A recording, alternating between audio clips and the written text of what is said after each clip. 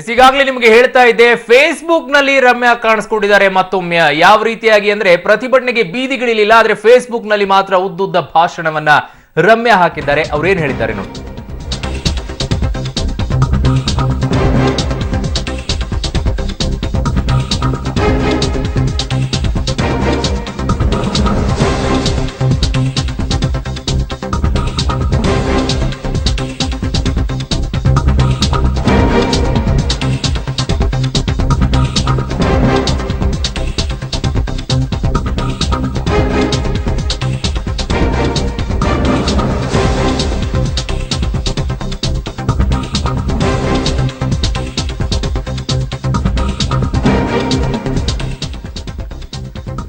S, ಪ್ರತಿಭಟನೆಗೆ ಮಾತ್ರ ಬೀದಿಗಿಳಿದೆ ರಮ್ಯಾ. ಈಗ ಫೇಸ್ಬುಕ್ ನಲ್ಲಿ ಉದ್ದುದ್ದ ಸ್ಟೇಟಸ್ ಅನ್ನ ಕೂಡ ಹಾಕಿದ್ದಾರೆ. ಅವ್ರು ಹೇಳ್ತಾ ಇದ್ರು, ನನಗೆ ಸೆಕ್ಯೂರಿಟಿ ಪ್ರಾಬ್ಲಮ್, ಹಾಗಾಗಿ ನಾನು ಪ್ರತಿಭಟನೆಗೆ ಇಳಿಯಲ್ಲ ಅಂತೇಳಿ. ಆದ್ರೆ ಫೇಸ್ಬುಕ್ ನಲ್ಲಿ ಈಗ ಉದ್ದುದ್ದ ಭಾಷಣವನ್ನ ರಮ್ಯಾ ಅವರು ಹಾಕಿದ್ದಾರೆ. ಕಾವೇರಿಗಾಗಿ ಬೀದಿಗಿಳಿಯದಂತ ಮೇಡಮ್ ರಮ್ಯಾ ಫೇಸ್ಬುಕ್ ನಲ್ಲಿ ಈಗ ಕಾಣಿಸ್ಕೊಂಡಿದ್ದಾರೆ. ಮನೆಯಲ್ಲೇ ಕುಳಿತು ಬಿಟ್ಟು ಸಲಹೆಯನ್ನ ಮಾಜಿ ಸಂಸದೆ ಮೇಡಮ್ ರಮ್ಯಾ ಅವರು ಹಾಕ್ತಾ ಇದ್ದಾರೆ. ದಿವ್ಯ ಸ್ಪಂದನ ಪೇಜ್ ನಲ್ಲಿ ರಮ್ಯಾ ಫೇಸ್ಬುಕ್ ಸ್ಟೇಟಸ್ ಕೂಡ ಶೇರ್ ಆಗಿದೆ. ನಮ್ಮ ರಾಜ್ಯವನ್ನಷ್ಟೇ ನೀರಿನ ಸಮಸ್ಯೆ ಬಾಧಿಸ್ತಿಲ್ವಂತೆ, ಇಡೀ ಜಗತ್ತನ್ನೇ ಕಾಡ್ತಿದೆಯಂತೆ.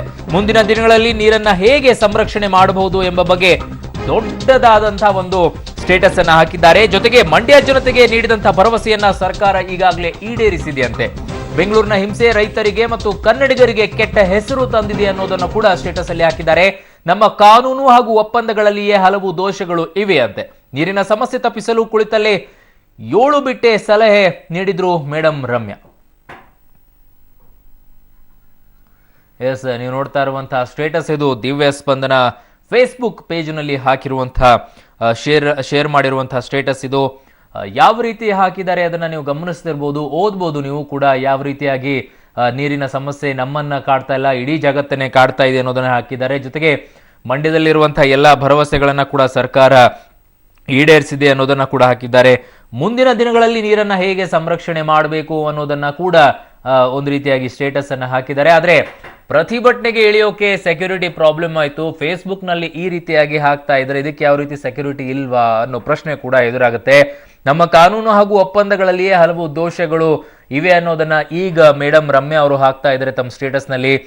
ಬೆಂಗಳೂರಿನ ಹಿಂಸೆ ರೈತರಿಗೆ ಮತ್ತು ಕನ್ನಡಿಗರಿಗೆ ಒಂದು ರೀತಿಯಾಗಿ ಕೆಟ್ಟು ಹೆಸರು ತಂದಿದೆ ಅನ್ನೋದನ್ನ ಕೂಡ ಹಾಕಿದ್ದಾರೆ.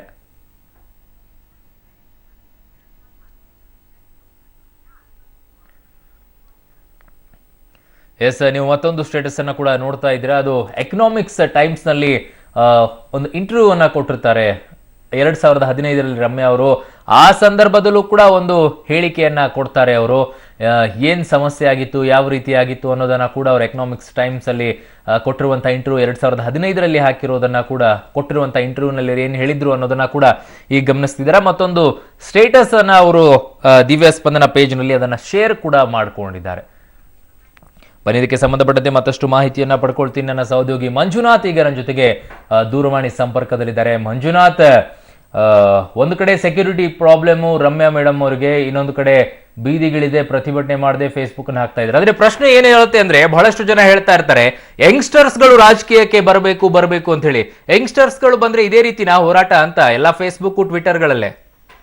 ಖಂಡಿತ ಅರುಣ್, ಯಾಕೆ ಅಂತ ಅಂದ್ರೆ ಯಂಗ್ಸ್ಟರ್ಸ್ ಗಳು ಬಂದ್ರೆ ಯಾವಾಗ್ಲೂ ಕೂಡ ಟೆಕ್ನಾಲಜಿ ಬಗ್ಗೆನೆ ತುಂಬಾ ಯೋಚನೆ ಮಾಡ್ತಾರೆ. ಸೊ ಹಾಗಾಗಿ ಜನಗಳ ಮಧ್ಯೆ ನಿಂತು ಜನಗಳ ಕಷ್ಟಗಳನ್ನ ಕೇಳದೆ, ಜನಗಳ ಸಮಸ್ಯೆಯನ್ನ ಬಗೆಹರಿಸದೆ ಕೇವಲ ಟೆಕ್ನಾಲಜಿ ಮೂಲಕನೇ ಬಗೆಹರಿಸಬಹುದು ಅನ್ನೋ ಒಂದು ನಿಟ್ಟಲ್ಲಿ ಆಲೋಚನೆ ಮಾಡುವಂತವರಲ್ಲಿ ರಮ್ಯಾ ಬಹುಶಃ ಮೊದಲು ಅಂತಾನೆ ಹೇಳ್ಬೋದು. ಸುಮಾರು 4 ಪುಟಗಳಷ್ಟು ಒಂದು ಇತಿಹಾಸವನ್ನ, ನೀರಿನ ಒಂದು ಬಗ್ಗೆ ಇತಿಹಾಸವನ್ನ ರಮ್ಯಾ ಅವರು ಫೇಸ್ಬುಕ್ ನಲ್ಲಿ ಹಾಕಿರೋದನ್ನ ನೋಡಿದ್ರೆ ಬಹುಶಃ ರಾಜಕಾರಣಕ್ಕೆ ಇಂಥ ಯಂಗ್ಸ್ಟರ್ಸ್ ಗಳು ಏನಿದ್ದಾರೆ, ಇಂಥ ಯಂಗ್ಸ್ಟರ್ಸ್ ಗಳು ಬೇಕಾಗುತ್ತೆ ಅನ್ನೋದು ಇದರಿಂದಾನೇ ಗೊತ್ತಾಗುತ್ತೆ ಅರುಣ್. ಏನು ನೀರಿನ ಸಮಸ್ಯೆ ಪರಿಹಾರಕ್ಕೆ ಒಂದು ಸಮಗ್ರ ದೃಷ್ಟಿಕೋನ ಬೇಕು ಅನ್ನೋ ಒಂದು ನಿಟ್ಟಲ್ಲಿ ಒಂದು 4 ಪುಟಗಳ ಒಂದು ವರದಿಯನ್ನ ಫೇಸ್ಬುಕ್ ನಲ್ಲಿ ಅವರು ಹಾಕಿರುವಂತದ್ದು. 1892ರಿಂದಲೂ ಹಿಡಿದು 2015ರವರೆಗೂ ಕಾವೇರಿ ಸಮಸ್ಯೆಗಳು ಎಷ್ಟೆಷ್ಟಿತ್ತು ಅನ್ನೋದನ್ನ, ಮತ್ತೆ ಅದೇ ಇತಿಹಾಸವನ್ನ ಏನು ನಾವು ಕಾವೇರಿ ಇಶ್ಯೂನ ಗೂಗಲ್ ವಿಕಿಪೀಡಿಯಾದಲ್ಲಿ ನೋಡಿದ್ರೆ ಏನ್ ಸಿಗುತ್ತೆ ಆ ಒಂದು ಎಲ್ಲವನ್ನೂ ಕೂಡ ಇದರಲ್ಲಿ ಅವರು ಅಪ್ಲೋಡ್ ಮಾಡಿದ್ದಾರೆ. ಒಂದು ಸಣ್ಣದಾಗಿ ಕನ್ನಡದಲ್ಲಿ ಅದನ್ನ ಟೈಪ್ ಮಾಡಿ. ಬಹುಶಃ ಇದನ್ನೆಲ್ಲ ನೋಡ್ತಾ ಇದ್ರೆ ರಮ್ಯಾ ಅವರು ಇದುವರೆಗೂ ಕೂಡ ಒಂದು ಪರ್ಫೆಕ್ಟ್ ರಾಜಕಾರಣದಲ್ಲಿ ಇಲ್ಲ ಅಂತ ಅನ್ಕೊಳ್ಳೋರ್ಗೆ ಇದು ಅವರ ರಾಜಕೀಯದ ನಡೆ ಹೇಗಿದೆ ಅನ್ನೋದು ಇಲ್ಲಿ ಗೊತ್ತಾಗುತ್ತೆ. ಯಾಕಂತ ಅಂದ್ರೆ ಇಲ್ಲಿ ಅವರು ಒಂದು ಫೇಸ್ಬುಕ್ ನಲ್ಲಿ ಹೇಳ್ತಾ ಇರ್ತಾರೆ, ನಾನು ಸಂಸದೆಯಾಗಿದ್ದಾಗ ರೈತರಿಗೆ ಕೊಟ್ಟ ಎಲ್ಲಾ ಭರವಸೆಗಳನ್ನ ನಾನು ಈಡೇರಿಸಿದ್ದೀನಿ. ಜೊತೆಗೆ ಇತ್ತೀಚೆಗೆ ಏನು ಕಾವೇರಿ ವಿವಾದ ಸೃಷ್ಟಿ ಆಯ್ತು, ಕಾವೇರಿ ವಿವಾದ ಸೃಷ್ಟಿ ಆದ್ಮೇಲೆ ಸರ್ಕಾರ ಒಂದು ಮಂಡ್ಯ ಜನತೆಗೆ ಏನು ಒಂದು ಭರವಸೆಯನ್ನ ನೀಡಿತ್ತು, ನೀರನ್ನ ಸಂಪೂರ್ಣವಾಗಿ ಬಿಡುತ್ತೆ ಅಂತ, ಆ ಭರವಸೆಯನ್ನು ಕೂಡ ನಮ್ಮ ಮುಖ್ಯಮಂತ್ರಿಗಳು ಈಡೇರಿಸಿದ್ದಾರೆ ಅಂತಾನು ಒಂದು ಫೇಸ್ಬುಕ್ ನಲ್ಲಿ ಬರ್ಕೊಂಡಿದ್ದಾರೆ ಅರುಣ್. ಹಾಗಿದ್ರೆ ಕಾವೇರಿ ನೀರಿನ ವಿಚಾರದಲ್ಲಿ ಯಾಕೆ ಇಷ್ಟೊಂದು ಪ್ರತಿಭಟನೆಗಳು ನಡೀತಾ ಇದೆ ಅನ್ನೋದಕ್ಕೆ ರಮ್ಯಾ ಹತ್ರ ಬಹುಶಃ ಉತ್ತರ ಇಲ್ಲ. ಸೊ ಅಂತ ಉತ್ತರಗಳನ್ನ ಎಲ್ಲಾದ್ರೂ ಜನಾನೇ ಆಗ್ಲಿ ಅಥವಾ ಮಾಧ್ಯಮದವರು ನಾವುಗಳು ಅಲ್ಲ, ಅಟ್ಲೀಸ್ಟ್ ಮಂಜು ಅಟ್ಲೀಸ್ಟ್ ಬೆಂಗಳೂರಲ್ಲಾದ್ರೂ ಏನಾದ್ರೂ ಇದಾರಾ ಅಥವಾ ಎಲ್ಲೋ ಬೇರೆ ಕಡೆ ಔಟ್ಸೈಡ್ ಕಂಟ್ರಿಯಲ್ಲಿ ಇಟ್ಕೊಂಡು ಈ ರೀತಿ ಸ್ಟೇಟಸ್ ಹಾಕ್ತಿದಾರಾ? ಅರುಣ್ ಬಡಿಗೇರ್ ಬಹುಶಃ ರಮ್ಯಾ ಅವರು ಎಲ್ಲಿರ್ತಾರೆ ಅನ್ನೋದು ಯಾರಿಗೂ ಕೂಡ ಸರಿಯಾಗಿ ಗೊತ್ತಿರೋದಿಲ್ಲ. ಸೊ ಹಾಗಾಗಿನೇ ಅವ್ರನ್ನ ಏನಾದ್ರೂ ಹುಡುಕ್ಬೇಕು ಅಂದ್ರೆ ಕೇವಲ ಫೇಸ್ಬುಕ್ ನಲ್ಲಿ ಮಾತ್ರನೇ ಹುಡುಕ್ಬೇಕು. ಅವರ ಆಪ್ತರು ಪರಮಾಪ್ತರು ಯಾರಿರ್ತಾರೆ ಅಂತವ್ರಿಗೆ ಬಿಟ್ರೆ ರಮ್ಯಾ ಅವರು ಯಾವುದೇ ಕಾರಣಕ್ಕೂ ಯಾರ ಕೈಗೂ ಸಿಗೋದಿಲ್ಲ ಅನ್ನೋದಕ್ಕೆ ಈ ಒಂದು ಕಾವೇರಿ ಪ್ರತಿಭಟನೆ ಏನು ನಡೀತಾ ಇದೆ ಅದೇ ಒಂದು ಪ್ರತ್ಯಕ್ಷವಾಗಿರುವಂತಹ ಸಾಕ್ಷಿ ಅರುಣ್. ಓಕೆ ಮಂಜುನಾಥ್, ನಿಮ್ಮೆಲ್ಲ ಮಾಹಿತಿಗೆ ಧನ್ಯವಾದಗಳು.